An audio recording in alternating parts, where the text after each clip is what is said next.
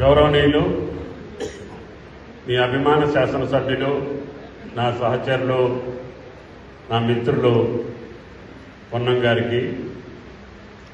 ఈరోజు ఎన్నికల సన్నాహక సమావేశంలోనే మాజీ municipal chairman, vice chairman Rajitha garu, Anitha గారు, వారి కుటుంబాలతో అనుబంధం కలిగినటువంటి పొన్నం గారితో కలిసి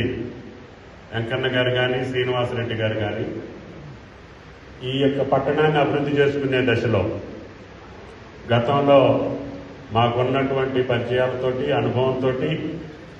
పొన్నం గారి ద్వారాగానే ఈ హుస్నాబాద్ మున్సిపాలిటీ అభివృద్ధి జరుగుద్ది. రేవంత్ రెడ్డి గారి పాలనలో మనందరికీ కావలసినటువంటి గౌరవెల్లి ప్రాజెక్టు పొన్నం గారి ద్వారానే అవుతుంది అనే విశ్వాసం ఈ నియోజకవర్గ ప్రజలకు ఉంది. నేను గడిచిన 2 సంవత్సరాల్లో ప్రతి సమావేశంలో కూడా, అది కేబినెట్ మీటింగ్ కావచ్చు, లేదు మామూలు మీటింగ్, ముఖ్యమంత్రితో ఎప్పుడున్నా ఈ శాసనసభ్యుడు, మీ మంత్రి అడిగే ఒకే ఒక కోరిక గౌరవెల్లి. అందుకనే ముఖ్యమంత్రి గారు ప్రభాకర్ గారి ఒత్తిడికి తట్టుకోలేక ముందు ఆయన కార్యక్రమం కానివ్వండి, ల్యాండ్ ఎక్విజిషన్కి పైసలు ఇచ్చేయండి, కాలువల పనులు మొదలు పెట్టండి అని చెప్పి క్యాబినెట్లో మేడారం సమ్మక్క సారక్క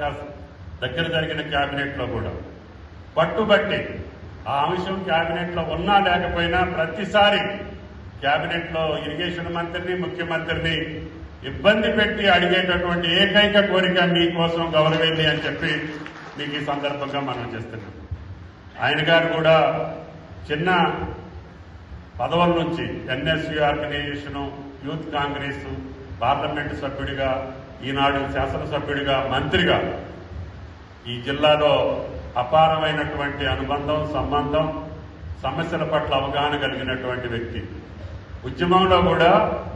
పార్టీని ధిక్కరించి కూడా మాకు తెలంగాణ కావాల్సిందే, మాకు పదవులు ముఖ్యం కాదు, మాకు తెలంగాణ ముఖ్యం, తెలంగాణ అస్తిత్వం ముఖ్యం, తెలంగాణ అభివృద్ధి ముఖ్యం అని దెబ్బలాడినటువంటి ఎంపీల్లో అగ్రగణ్యుడు మీ శాసనసభ్యుడు పొన్నం గారు అని చెప్పి మీకు ఈ సందర్భంగా మనం చేస్తున్నాం. కాబట్టి దయచేసి సంక్షేమ కార్యక్రమాలన్నీ లైబ్రరీ చైర్మన్ గారు చెప్పారు, సింగిల్ విండో చైర్మన్ గారు చెప్పారు, మీరు కూడా అందరూ కళ్ళారా చూస్తున్నారు. ఆర్థికపరమైన ఇబ్బందులున్నాయి, సమస్యలున్నాయి, కష్టాలున్నాయి. అయినా ముఖ్యమంత్రి గారు ఆయన ఇచ్చినటువంటి వాగ్దానాల్ని ఒక్కొక్కటి తీర్చుకుంటూ 2 సంవత్సరాల్లో మహిళలకు ఇచ్చినటువంటి సంక్షేమం కావచ్చు, రైతులకు ఇచ్చినటువంటి భరోసా కావచ్చు, అన్నింటినీ తీర్చుకుంటూ వస్తున్నాం. ఒక పక్క అప్పులు కట్టుకుంటూనే, వడ్డీలు కట్టుకుంటూనే వచ్చిన ఆదాయం మొత్తం వడ్డీలకి పోయినా కూడా వెరవకుండా, బెదరకుండా నిబ్బరంగా నిలబడి ఈ రాష్ట్రాన్ని అగ్రగామిగా తీసుకెళ్ళడానికి గౌరవ ముఖ్యమంత్రి గారు పడేటటువంటి కష్టానికి తోడుగా మేమందరం కూడా మీకోసం, తెలంగాణ ప్రజల కోసం, తెలంగాణ రాష్ట్రం కోసం, సోనియా గాంధీ గారు ఇచ్చినటువంటి తెలంగాణ కలలు పండేటట్టుగా